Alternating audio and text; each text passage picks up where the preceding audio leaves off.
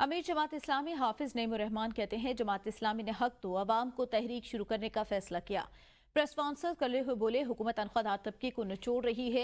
मैं वजीर आजम शहबाज शरीफ से पूछना चाहता हूँ, आपने जागीरदारों पर टैक्स क्यों नहीं लगाया? आप टैक्स अदा न करने पर अवाम की सिम्स तो बंद कर रहे हैं, जागीरदार तबके की क्यों सिम्स बंद नहीं कर रहे?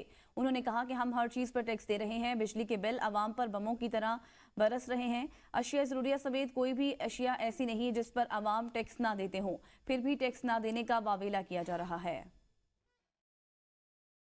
तो अवाम को और बदलो इस निज़ाम को। इस निज़ाम में जो लोग फैज़याब होते हैं उसमें जमात इस्लामी जैसी पार्टियों का रास्ता रुकता है।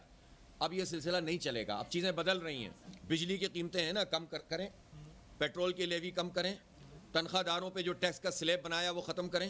ये तो तीन मोटी मोटी चीज़ें हैं। हमारा पूरा एजेंडा होगा इंशाल्लाह। उस एजेंडे के मुताबिक हम जो है वो काम करेंगे।